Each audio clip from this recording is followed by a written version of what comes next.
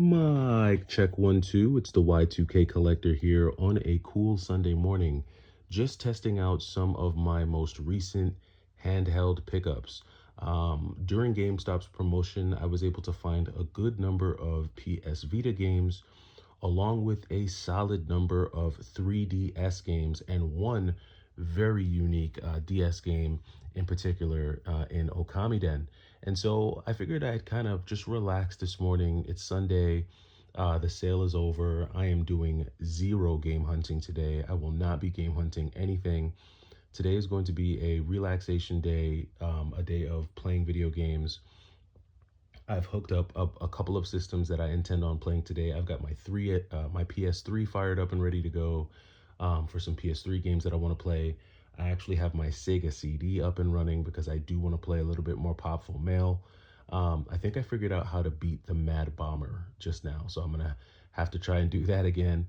And then also, of course, I'm gonna be going through and testing some of these handheld games that I picked up. But as I'm doing this, I'm starting to think about, the handheld, corner of video gaming and how that market has vanished. I haven't seen a dedicated handheld console that has been produced and licensed by the big three. And by the big three, I'm referring to Nintendo, Sony, and Microsoft, right? I have not seen a dedicated handheld console from Nintendo, Sony, or Microsoft in years.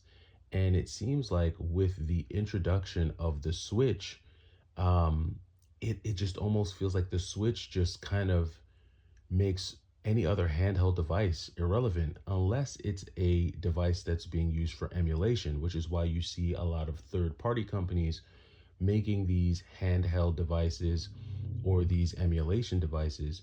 And when I think about the more notable third party companies, obviously the most recent that we've seen is the company that's actually from GameStop, Chromatic. We now have a Chromatic device, which obviously plays certain Game Boy games, and I think they have their own cartridges as well. And then, of course, you have handhelds like the Analog Pocket, which is also another very popular device that is used to play handheld games as well.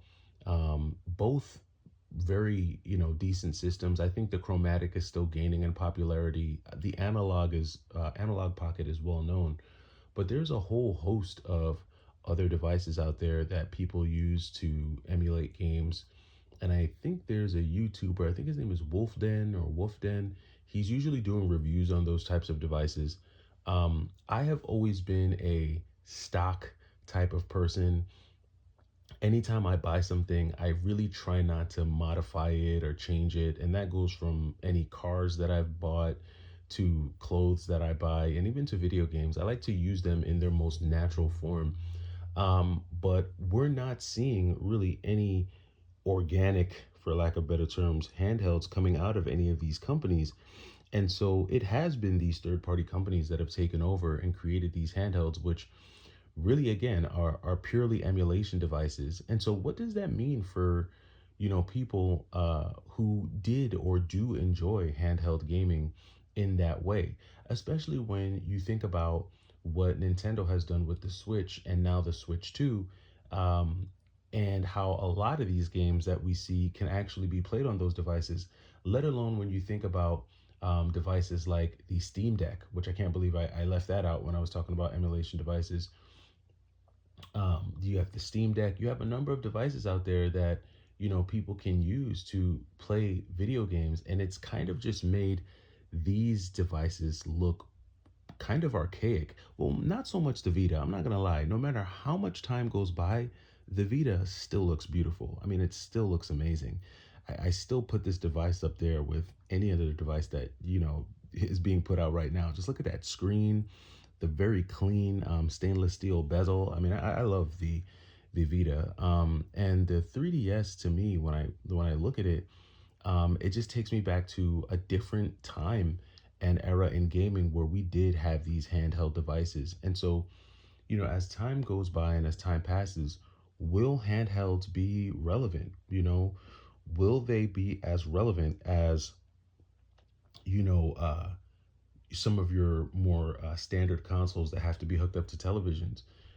I think about a lot of what people are collecting and keeping in their collection, and what a lot of people say they're not willing to let go of.